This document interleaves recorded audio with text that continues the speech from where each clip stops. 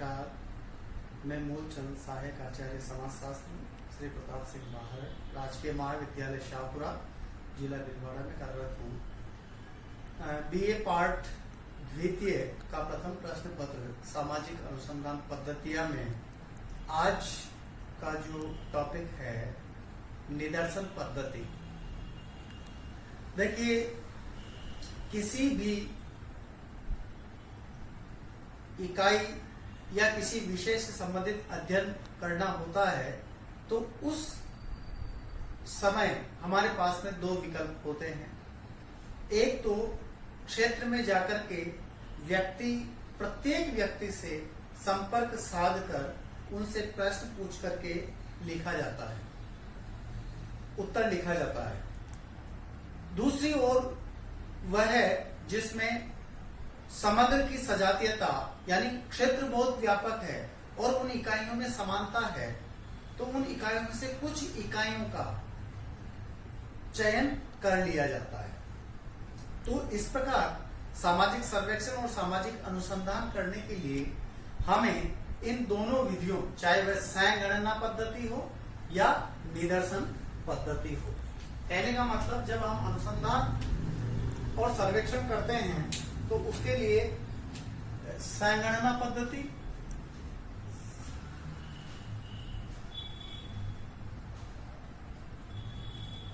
और निदर्शन पद्धति का सहारा लेते हैं। संगणना जो पद्धति है, इसके अंदर विभिन्न जो इकाइयां हैं वो भिन्न भिन्न प्रकार की हैं। इकाइयों में भिन्नताएं ज्यादा होती है। जब या फिर हम ये कहें कि क्षेत्र बहुत बड़ा है, इकाइयां अलग अलग है, तब हमें संगणना पद्धति का सहारा लेना पड़ेगा। वर्तमान समय में जैसे जनगणना पद्धति, जनगणना होती है तो प्रत्येक व्यक्ति से संपर्क साधकर उनकी संख्या के बारे में पूछा जाता है। ये संगणना पद्धति है। दूसरी ओर, चूंकि इकाइयों में जब समानता अधिक हो और उनमें से समग्र बहुत बड़ा है, इकाइयां समान है, तो कुछ इकाइयों का उसमें चयन कर लिया जाता है। जैसे कोई गृहिणी है, चावल पकाते समय वह एक चावल को उठाकर देखती है और यह देखती है कि वो पके या नहीं पके हैं। केवल एक जो चावल का दाना है उस पर उसका टेस्ट करती है और उन सभी चावल के बारे में यह अनुमान लगाती है कि वो सारे चावल पके हैं या नहीं पके हैं। या फिर गेहूं की बोरी होती है, उस गेहूं की बोरी में से मुट्ठी भर गेहूं को हाथ में लेकर के हम पता लगा सकते हैं कि उनमें कितने कंकर पत्थर या किस प्रकार के गेहूं हैं। तो कहने का मतलब यह है कि जब इकाइयां समान हो और समान होने पर कुछ ही इकाइयों का, समग्र इकाइयों का अध्ययन नहीं किया जाता है, कुछ ही इकाइयों का अध्ययन किया जाता है। ये कुछ ही इकाइयां निदर्शन कहलाती, यानी कुछ सैंपल, इसको हम कहेंगे सैंपल, निदर्शन सैंपल कहा जाएगा।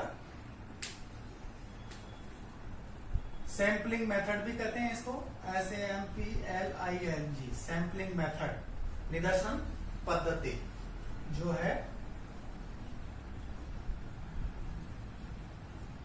अब यहां पर निदर्शन पद्धति के लिए जो है कुछ विद्वानों ने अध्ययन किए, जिसमें गुड्डे and head methods in social research,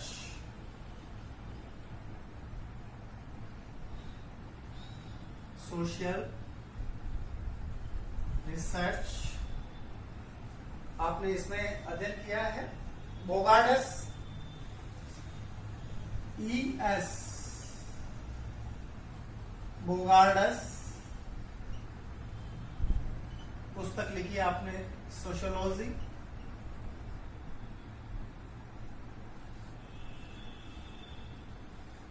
तीसरी यदि हम बात करें PV Young, PVN scientific social service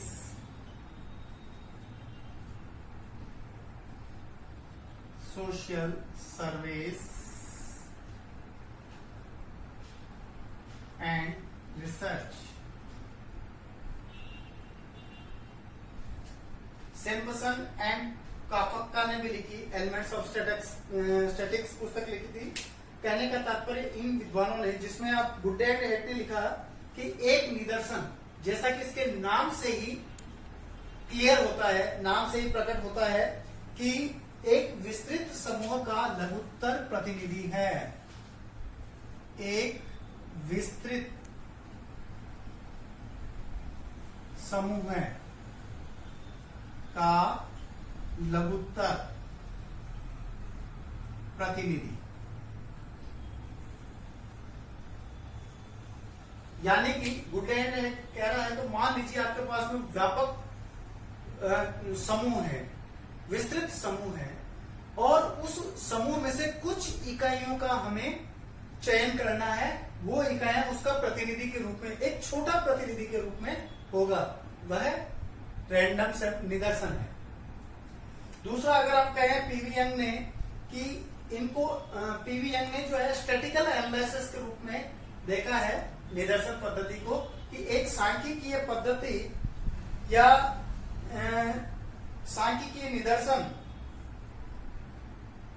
संपूर्ण समूह का लघुकृत आकार का चित्र है। सांख्यिकीय निदर्शन संपूर्ण समूह का लघुकृत आकार का चित्र है। लघुकृत आकार का चित्र है जिससे कि निदर्शन लिया है, जिससे कि निदर्शन लिया है। यहां पर अब स्टैटिकल की बात की सांख्यिकीय निदर्शन, इसमें भी वही बात आ रही है कि संपूर्ण समूह का एक छोटा सा आकार का चित्र है जिसे कि निदर्शन लिया है। एक विस्तृत समूह का छोटा लघुत्तर प्रतिनिधि है।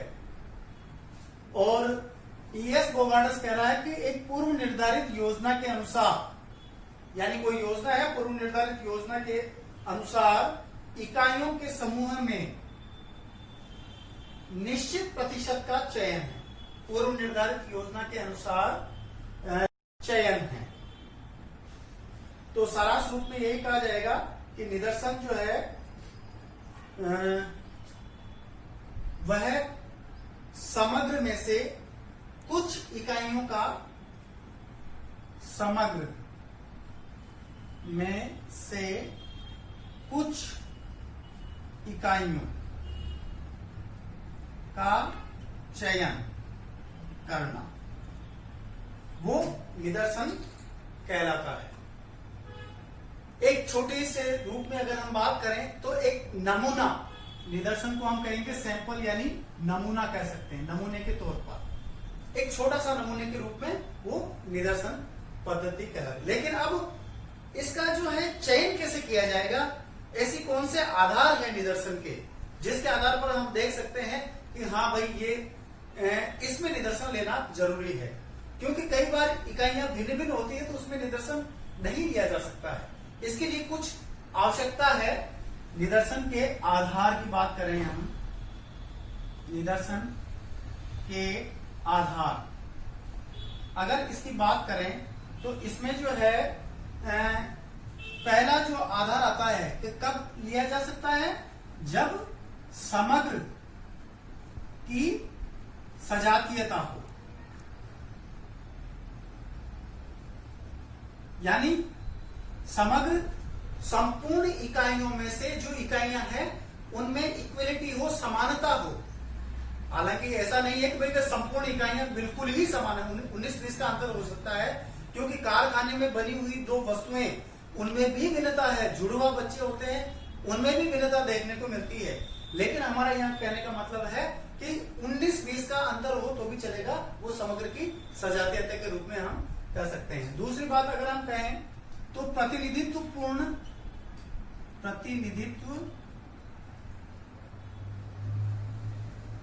पूर्ण चुनाव की संभावना,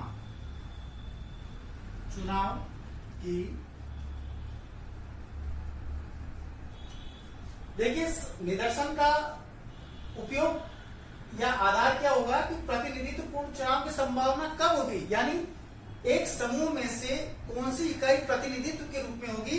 इसका तात्पर्य यही है कि उस समग्र में सभी इकाइयां एडिकेट एक्यूरेसी, यानी उसमें सभी समानता हो, उन सभी इकाइयों के जो तत्व है, गुण है, उस इकाई में होनी चाहिए। ज्यादातर जो है इकाइयों में इक्वलिटी की जो है बात आती है, यानी प्रतिनिधित्व करती हो। मान लीजिए जैसे 1000 विद्यार्थी है और मुझे केवल 50 विद्यार्थियों का अध्ययन करना है, तो 50 विद्यार्थी वो जो 1000 विद्यार्थियों के बारे में जानकारी रखता हो, तो 1000 में से केवल 50 का मैं अध्ययन कर रहा हूं, वो निदर्शन कहलाएगा। इसलिए वो प्रतिनिधित्व कर रहे हैं, वो 1000 में से केवल 50 विद्यार्थी उन 1000 का प्रतिनिधित्व कर रहे हैं। तीसरी बात अगर हम कहें उचित परिशुद्धता, एडिकेट एक्यूरेसी,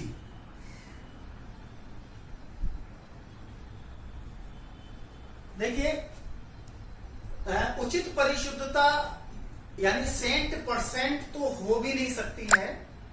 19, जैसा मैंने कहा कि 19-20 का फर्क हो सकता है, कारखाने के अंदर दो वस्तुएं भी असमान हो सकती है, पूर्ण रूप में 100% इक्वल नहीं हो सकती है। इसीलिए हम, लेकिन फिर भी उचित परिशुद्धता लाने के लिए 19-20 का अंदर हो कोई दिक्कत नहीं है, उचित परिशुद्धता लाने के लिए भी हम पद्धतियों का आदर्शन कर सकते हैं। हम यह देख सकते हैं कि मैक्सिमम जो है विशेषताएं उसमें हो उन इकाइयों की जिनका हम अध्ययन कर रहे हैं, तो वो कुछ इकाइयों का चयन होगा। तो इस प्रकार से हम जो है ये 3 आधार को ध्यान में रखते हुए हम निदर्शन का उपयोग कर सकते हैं। अब जब निदर्शन की विशेषता की बात आती है कि निदर्शन की विशेष, अब इस आधार पर हम कह सकते हैं कि पहला तो है समग्र का प्रतिनिधित्व होना चाहिए, यानी जो क्षेत्र है उसमें जितनी भी इकाइयां हैं उन इकाइयों में से कुछ इकाइयों का चयन करना है, तो वो इकाइयां उसका प्रतिनिधित्व करें, तो समग्र का प्रतिनिधित्व हो, पहली बात, यानी उन इकाइयों के बारे में जो है प्रतिनिधित्व की बात आनी चाहिए। दूसरी बात अगर हम कहें तो निदर्शन का पर्याप्त आकार होना चाहिए। पर्याप्त आकार, ऐसा नहीं कि आपने विस्तृत और व्यापक आकार ले लिया, बिल्कुल पर्याप्त छोटा, जितना आपके बजट के अंदर होना चाहिए, और इस रूप में कि वो सारी इकाइयों का प्रतिनिधित्व कर सके, ऐसा जो है उसका आकार हो। तीसरी बात अगर हम कहें तो निष्पक्षता होनी चाहिए। पक्षपात की भावना, जनरली क्या होता है कि निदर्शन का चयन करने में कुछ लोग पक्षपात की भावना बरत लेते हैं, तो वो वैज्ञानिक अध्ययन नहीं हो पाता है, क्योंकि निदर्शन में सभी इकाइयों का चुने जाने के समान अवसर होता है, इसमें भेदभाव वाली बात होनी नहीं चाहिए, और सभी इकाइयों कोई सी भी हो उसमें अध्ययन होगा तो वो निष्पक्षता होगी, कोई भी इकाइयां इसमें सम्मिलित हो सकती है, इसलिए इसमें निष्पक्षता की भावना होनी चाहिए। और चौथी बात करें हम, समग्र के अनुरूप हो, निदर्शन जो है वो समग्र के अनुरूप। समग्र के अनुरूप का मतलब यही है कि जैसे मान लीजिए भीलवाड़ा के अंदर कारखाने में 1000 श्रमिक काम कर रहे हैं, और मुझे कुछ श्रमिकों का अध्ययन करना है, तो मैं उन 1000 में से कुछ श्रमिकों का अध्ययन, ऐसा नहीं कि मैं दूसरे किसी मिल मालिक का अध्ययन कर लूं या फिर मैं मैनेजर का अध्ययन कर लूं, वो श्रमिक जो श्रमिक के बारे में जानकारी नहीं रखता है। तो कहने का मतलब जिस इकाई का हम अध्ययन कर रहे हैं उस इकाई, वह इकाई समग्र के अनुरूप होनी चाहिए, यानी उन्हीं समग्र में से ली जानी चाहिए वह इकाई, इसलिए वो उसके अनुरूप होगी। और पांचवी बात अगर हम करें तो निदर्शन जो है वो उद्देश्यों के अनुरूप होनी चाहिए। उद्देश्यों के अनुरूप जो कि अनुसंधान करते समय जो है वो कर सकते हैं। इसमें जैसे ब्यावर नगर के किसी बीड़ी श्रमिकों की सामाजिक आर्थिक स्थिति का हमें अध्ययन करना है, तो हमें केवल उन्हीं लोगों का इसमें अध्ययन करना पड़ेगा। उनका उद्देश्य क्या है? बीड़ी बांधने का कार्य नहीं करते और हम उनका अध्ययन करने लगे हैं तो वो गलत हो सकता है। इसलिए हमें उद्देश्यों के अनुरूप देखना होगा। और सामान्य ज्ञान तथा तर्क पर आधारित होना चाहिए। सामान्य ज्ञान तथा तर्क पर आधारित होना चाहिए।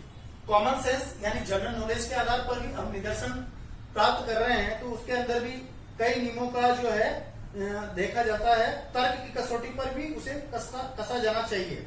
ऐसा नहीं है कि आप रूढ़िवादी परंपरा को ध्यान में रखते हुए आप जो है उन्हीं का पालन कर रहे हो तो वो गलत हो जाता। आपका जो सामान्य ज्ञान है उसके आधार पर भी इकाइयों का अध्ययन होना चाहिए और व्यावहारिक अनुभवों पर आधारित होना चाहिए। व्यावहारिक अनुभवों पर आधारित। यहां पर अध्ययनकर्ता या अनुसंधानकर्ता जो है वह किसी भी व्यक्ति का अध्ययन कर रहा है, अभ्यर्थी का अध्ययन कर रहा है, तो वो उसी रूप में उसका अध्ययन कर रहे हैं जिस क्षेत्र का वह है। वह दूसरे क्षेत्र का अध्ययन नहीं कर, उसको संपर्क साध कर उसके अनुभवों का लाभ उठाना चाहिए। तो उसने क्या क्या अनुभव किए हैं वो इसमें सम्मिलित हैं। और लास्ट में स्वतंत्रता की बात हम कहेंगे। समग्र की इकाइयां जो है आपस में स्वतंत्र होने चाहिए। ऐसा नहीं कि वो एक दूसरे पर निर्भर हैं, यानी कि वो स्वतंत्र हो और किसी भी इकाई का सम्मिलित होना किसी अन्य इकाई के सम्मिलित होने पर निर्भर न हो। एमएच पार्टन ने सर्वे पोल्स एंड सैंपल्स पुस्तक लिखी थी जिसमें कहा गया है कि एक सर्वेक्षण में वह निदर्शन उत्तम निदर्शन है वह